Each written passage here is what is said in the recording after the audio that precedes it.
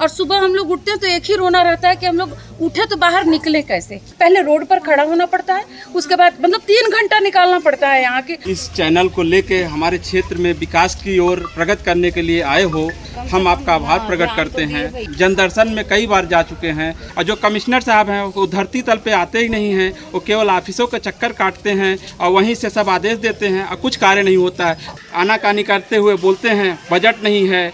अभी हम लोग उप मुख्यमंत्री जी के पास भी गए, वो आश्वासन पर आश्वासन दिए, वहाँ जा कर के हमारे माता बहनें घंटों भर खड़े रहीं, लेकिन कोई सुनाई नहीं हुआ। विधायक साहब लोग जो है 4x4 के जो है कार में आते हैं, वो भी VIP कार में आते हैं। खबर राजनीति की, सच्चाई घटना की, चर्चा धरोहर की। संदेश भारत, नजर हर खबर पर। नमस्कार, जय जोहार, जय छत्तीसगढ़। संदेश भारत देख रहे हैं आप। छत्तीसगढ़ के राजधानी से लगे हुए अभी हम लोग सिद्धिविनायक कॉलोनी में है, जहां पर रोड का आप स्थिति देखेंगे तो आप भी ताजुब मानेंगे। ग्रामीण क्षेत्रों में जो है धड़ल्ले से सड़क निर्माण का जो ग्रामीण सड़क योजना है वो सरकार दावा करती है ग्रामीण क्षेत्रों में जो है सड़क का जो निर्माण है वो जो है पूरी कराई जा रही है। लेकिन ये छत्तीसगढ़ का जो राजधानी है, यहाँ जो है मंत्रालय लगा हुआ है, CM हाउस है, मुख्यमंत्री जी बैठते हैं और अभी जनदर्शन भी लगा रहे हैं। वहाँ जो है इस जो सिद्धिविनायक कॉलोनी के जो पीड़ित लोग हैं, जिनको जो है आने जाने में समस्या होता है, यहाँ बताया जा रहा है करीबन 200 से अधिक जो है यहाँ पर मकान है जिनमें लोग रहते हैं। और उन लोग का जो है मांग जो है 15 साल हो गया लगातार मांग ऊपर मांग किया जा रहा है। लेटर तो दिया जाता है, लेकिन वो लेटर कहाँ जाती है कुछ समझ में नहीं आता है। इन लोग को जो है जानकारी भी नहीं दिया जाता है। उस प्रकरण में आज हम लोग आए हैं और संदेश भारत की टीम जो है निष्पक्ष पत्रकारिता के माध्यम से छत्तीसगढ़ के जो जनता है देखने वाले, उसको बताने के लिए हम प्रतिबद्ध रहते हैं। तो आज सिद्धिविनायक कॉलोनी पर है। आपको बताना चाहूँगा कि ये जोन 10 है और वार्ड क्रमांक जो है 54 पड़ती है। और यहाँ पर जो है महिलाएं भी हैं, उन लोग से क्या कुछ समस्या है। और जनदर्शन में भी भैया गए थे, उनसे हम लोग बातचीत तो किए हैं और यहाँ के जो महिलाएं हैं उन लोग से भी जानेंगे कि कितने वर्षों से ये जो किल्लत जो झेलना पड़ रहा है वो कितने वर्षों से इस प्रकार से सामना करना पड़ रहा है। हालांकि अभी मुरम डलवाया गया है, लेकिन इन लोग से जानेंगे कि किसके द्वारा डलवाया गया है करके। क्या नाम है दीदी आपका?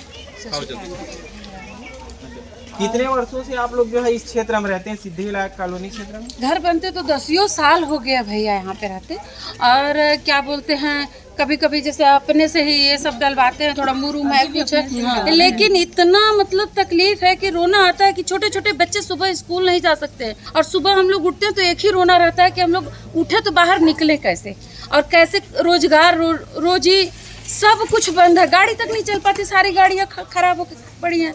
और कभी भी हम लोग ना अगर सोचते हैं कि कोई बीमार है और उसको जल्दी से लेके निकलना है तो कम से कम आधा 1 घंटा लगता है यहाँ से मेन रोड पर निकलने के लिए।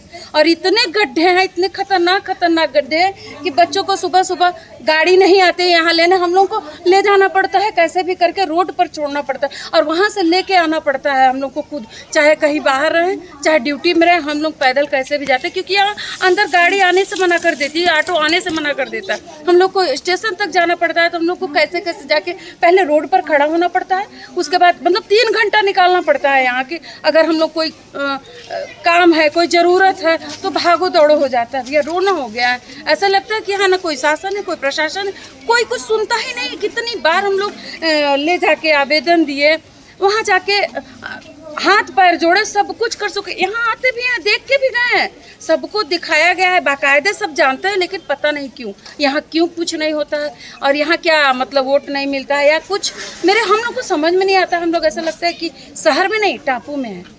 ऐसा कभी हुआ है क्या कि जो ये जो रोड का जो व्यवस्था है उसको लेकर बच्चों का पढ़ाई, तो जाहिर सी बात है बरसात का सीजन है, बारिश का समय है जो है, तो प्रभावित होता है कहीं ना कहीं पढ़ाई। तो ऐसा हुआ है क्या कि कोई बच्चा जो है इस जो समस्या को देखकर पढ़ाई ही छोड़ दिया हो? पढ़ाई नहीं छोड़ दिया, बच्चे जाने के मन ही नहीं करते हैं, जाना ही नहीं चाहते हैं। उठते हैं तो बस यही प्रॉब्लम रहता है कि गाड़ी नहीं आएगी और पापा हैं, अब मान लो उनको कोई ज़रूरत पड़ गया जाने के लिए, वो चले गए हैं तो आप पैदल लेके जाओगे, मैं नहीं जाऊंगा स्कूल।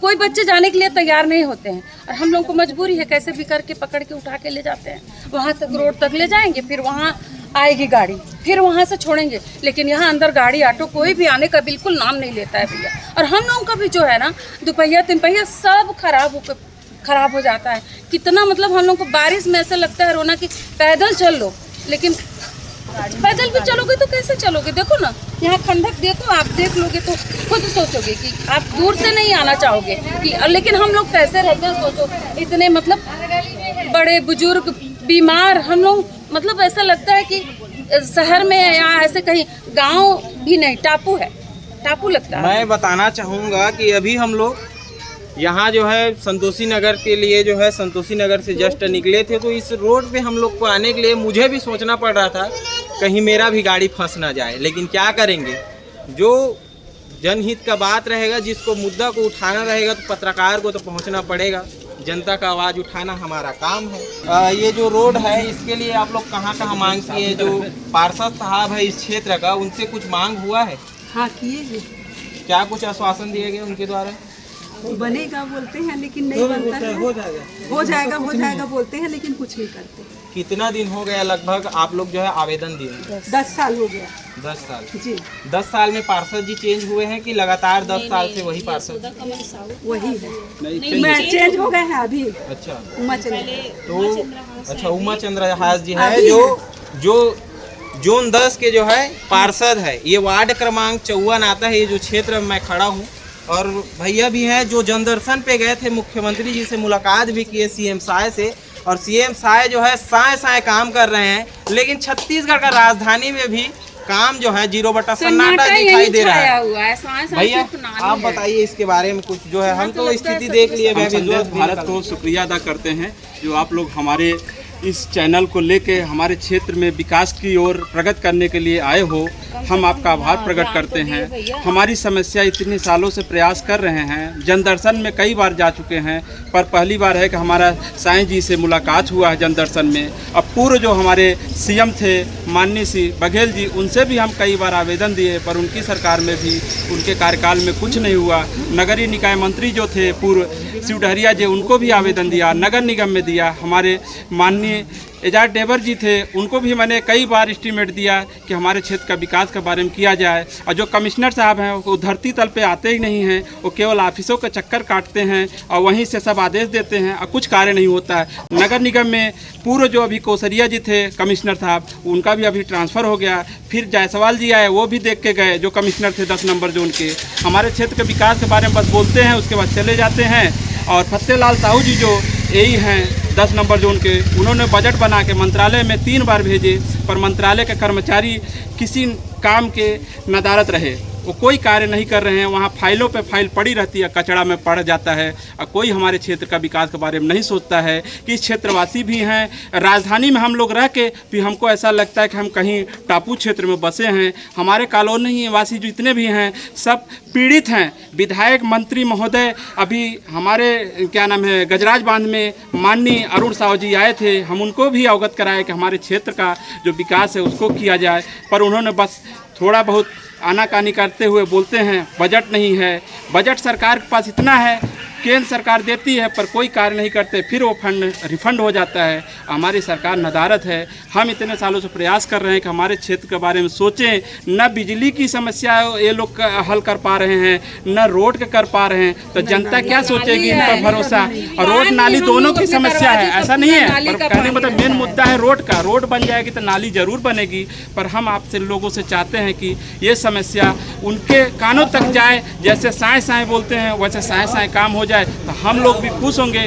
जनता तो जनता परेशान है, बच्चे लोग भी परेशान हैं। हमारे जितने बुजुर्ग माताएं बहनें भाई बंधु जो हैं, हमारे नवयुवक साथी हैं, हमारे जो साथ में युगल किशोर जी हैं, वो लोग भी कितनी बार आवेदन दिए, जो कि साथ में गए हैं और इतने बारिश में खड़े होकर जनदर्शन में थे, उसके बावजूद भी कोई कार्य नहीं किया जा रहा है। हमारे रायपुर के कलेक्टर भी नादारद हैं, जो उन्होंने आज तक नहीं किया। मैं उनको ऑनलाइन में भी कंप्लेंट कई बार किया हूँ, उसके बावजूद भी कार्य नहीं हो रहा है। धन्यवाद। संदेश भारत सरकार, लेकिन बीजेपी का अभी शासनकाल आ गया है। बीजेपी शासनकाल में तो विकास जो है बहुत तेजी से हो रही है, इस पर क्या बोलेंगे भैया? भैया विकास कहाँ है आप ही बताइए ना। अभी रोड को देखिए, विकास कहीं नहीं है, केवल कागज में हो रहा है विकास। शासन तो दावा करती है कि लेकिन विकास अच्छा हो रहा है, बीजेपी में जो है खुशहाल सरकार चल रही है करके। हम लोग ने पहले जब रमन सिंह भूतपूर्व मुख्यमंत्री थे उस समय भी दौड़ भाग किए, वो भी बोले हो जाएगा हो जाएगा, अभी होने वाला है, बस बजट पास हो रहा है करके उन्होंने भी 5 साल अपने निकाल दिए। उसके बाद कांग्रेस का सरकार भी आया, उन्होंने भी 5 साल कहाँ इनके जहाँ भी जाते थे, पाटन तक गए हैं हम लोग, उनके घर पर मिले।